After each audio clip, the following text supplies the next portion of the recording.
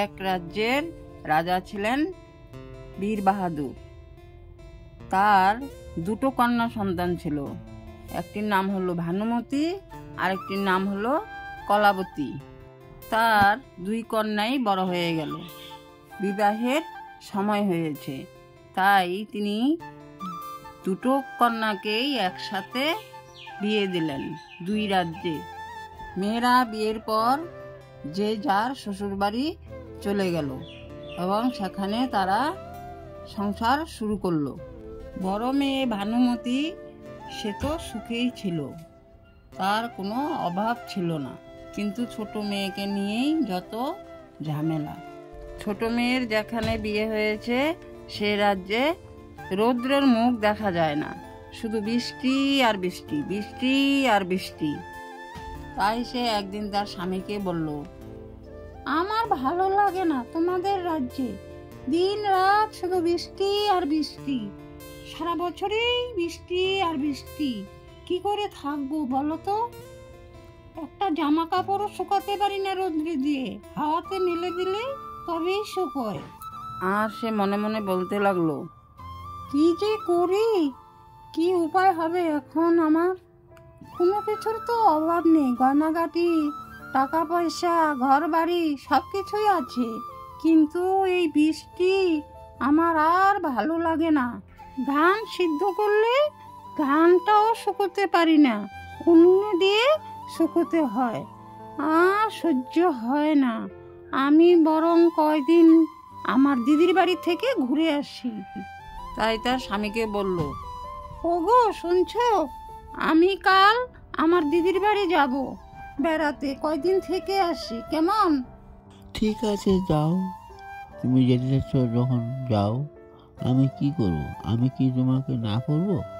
তুমি বরং কয়দিন বেরিয়ে আস। পরদিন সকালবেলা কলাবতী রেডি হয়ে তার দিদির বাড়ি রওনা দিল। দিদির বাড়ি পৌঁছে তার দিদিকে ডাকতে শুরু করলো, দিদি দিদি, তুই কোথায় রে দিদি, তাড়াতাড়ি বের হ, দেখ আমি এসেছি। ও মা, এই যে কলাবতী রে, তুই এসেছিস বোন, আয় আয় আয়, ভেতরে আয়। তা কেমন আছিস? তোকে দেখে তো ভালো ঠেকছে না রে, তোকে কেমন যেন লাগছে, শুকনো শুকনো, বড় কষ্টে আছিস বুঝি? না রে দিদি, তেমন কষ্ট নয়, তবে একটা কষ্ট তো ঠিকই আছে, জানিস সেখানে না রৌদ্র ওঠে না, সারাদিন সারা রাত শুধু বৃষ্টি আর বৃষ্টি, সারা বছরই শুধু বৃষ্টি আর বৃষ্টি, তাই একটু কষ্ট আর কি। সেখানে আমার আর ভালো লাগে না, এক ঘরে কতক্ষণ বসে থাকা যায় বলতো, একটুকু বাইরে বের হওয়া যায় না, বৃষ্টিতে ভিজতে হয়, তাই তোদের এখানে কয়দিনের জন্য বেড়াতে এলাম, কেমন? ঠিক আছে ঠিক আছে বোন, তুই কয়দিন থাক না, তারপরে যাওয়ার সময় তোকে একটা জাদু মন্ত্র দিয়ে দিব, দেখবি তোদের ওখানেও রৌদ্র উঠে যাবে। এরপর কদিন তাদের দু বোনের আনন্দ করেই দিন কাটলো। তারপর কলাবতী ভাবলো একদিন যে তার শ্বশুর বাড়ি ফিরে যেতে হবে, অনেক কতদিন তো হয়ে গেল। তাই সে তার দিদিকে বলল, দিদি এবার তো আমার শ্বশুর বাড়ি যেতে হয়, আর কতদিন থাকবো বলতো? তা জানা, তোকে কে মানা করছে, আমি তো তোকে একটা জাদু মন্ত্র দিয়েই দিব, তুই যা। তারপর কলাবতী রওনা হলো।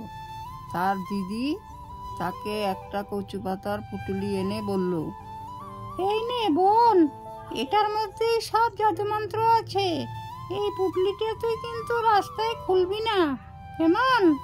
একেবারে ঘরের কোনায় নিয়ে গিয়ে তারপর খুলে দিবি, বুঝলি? কলাবতী যাচ্ছে আর ভাবছে, দিদি এটাতে কি দিল এমন জাদু মন্ত্র যে রৌদ্র উঠে যাবে, দেখি তো একটু ফুচি দিয়ে। ওরে বাবা, এই যে চিলিক মেরে ওঠে, হ্যাঁ বাবা বন্ধ করে রাখি, তারপরে রৌদ্র সব উড়ে যাবে। এরপর আরেকটু গেল, সে মনে মনে ভাবছে, পুটলিটায় রৌদ্র আছে তো নাকি উড়ে গেছে, দেখি তো একটু ফুচি দিয়ে। ওরে বাবা, এই যে আবার ঝিলিক মেরে ওঠে, তার মানে আছে, বন্ধ করে রাখি, আমি একেবারে বাড়ি নিয়ে গিয়েই খুলবো। তারপর কলাবতী বাড়ি চলে গেল। বাড়ি গিয়ে সে ঘরের এক কোনায় গেল। সেখানে সে পুঁটলিটা খুলে দিল। খুলে দেওয়ার সাথে সাথে রৌদ্র উঠে গেল। ও মা, সে কি জাদু মন্ত্র রে! রুদ্র উঠে গেছে রে, হি হি, রুদ্র উঠে গেছে। আমার সব দুঃখ চলে গেছে এবার। কলাবতীর রাজ্যের লোকেরাও আনন্দে আটখানা। তারা হঠাৎ করে রুদ্র ওঠা দেখে অবাকও হয়ে গেল বটে। কলাবতী তার দিদিকে খবর পাঠালো, দিদি দিদি, সত্যি সত্যি আমাদের এখানে এখন রুদ্র উঠে গেছে রে। তোর জাদু মন্ত্রটা ভীষণ কাজে লেগেছে, তুই একবার আয় না, দেখে যা।